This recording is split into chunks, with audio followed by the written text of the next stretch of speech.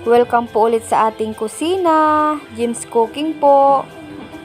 Ngayon po magluluto tayo ng merienda. Ito ang BUCHI.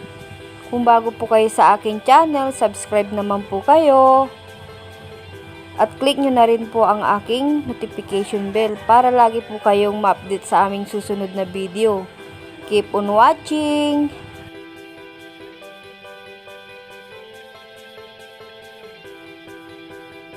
Narito po ang sangkap na ating kakailanganin. Yung ating glutinous rice. Yung glutinous rice natin is 500 grams po. Ito po. Ayan. Mabibili po ito sa palengke or sa supermarket. Meron din tayong linga. Ayan. Brown sugar. Pwede rin po ang white sugar. Yung kamote natin. Gagamitin natin sa palaman. And then yung mainit na tubig. Kaya po mainit na tubig ang gagamitin ko po para po mamaya hindi po putok-putok yung ating BUCHI. At saka yung ating evaporated milk. Kailangan din natin gumamit ng mantika. So ayan guys, sisimulan ko na po ang pagluluto. Nagtira po ako ng konti mamaya para yung nabilog natin hindi siya didikit-dikit. So ayan po. So, ayan. Yung sugar natin, hahatiin ko po.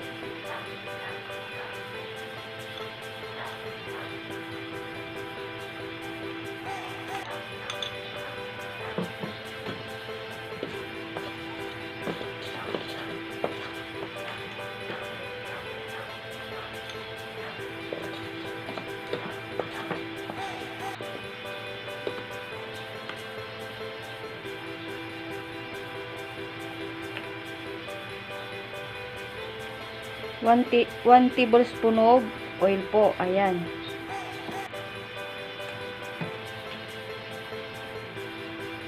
Tapos ilagay na natin yung mainit na tubig.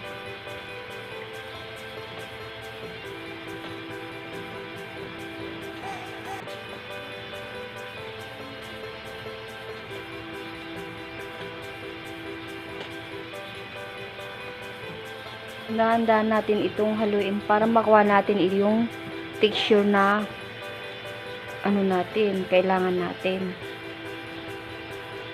Ayan.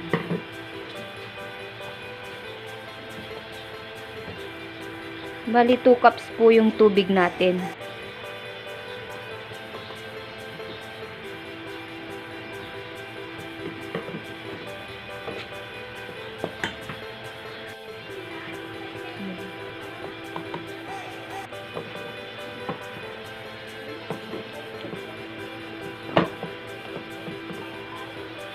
Naman, gawin natin to.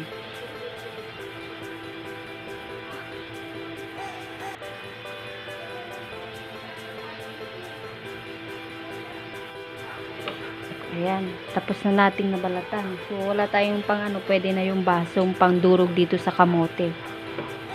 Ayan.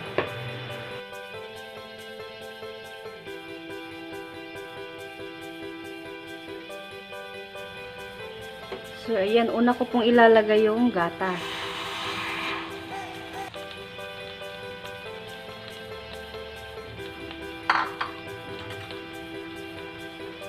And then yung sugar.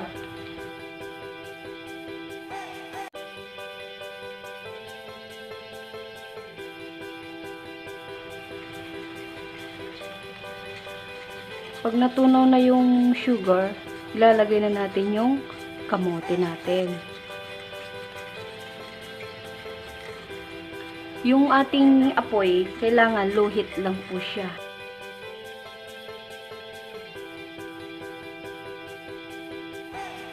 Para hindi mabigla yung pagkaano. So, ayan. Ilalagay na natin yung ating kamote.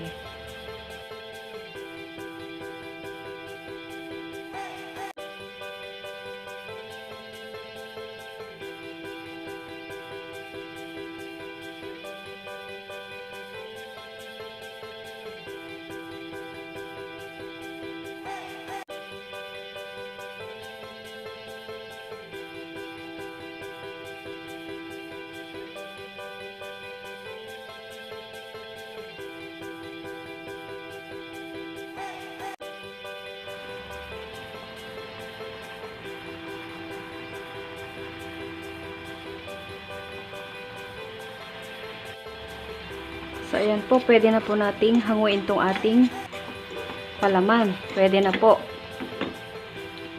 Malapot na po siya. Ayan. Palamigin na natin siya.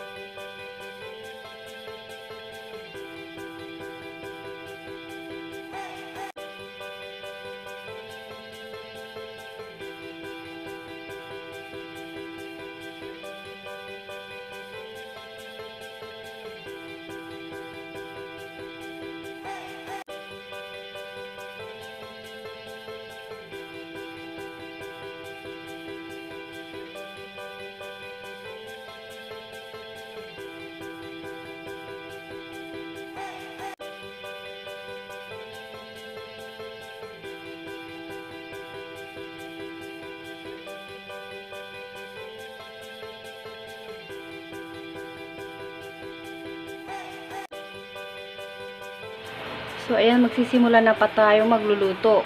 Mainit na po yung ating mantika.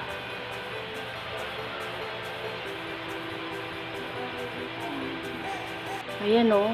Pag nagbubbles na po siya, ayan, mainit na po siya.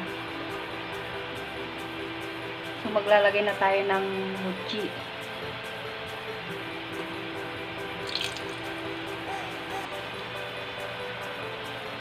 Yung apoy natin, kailangan mahina lang po ito.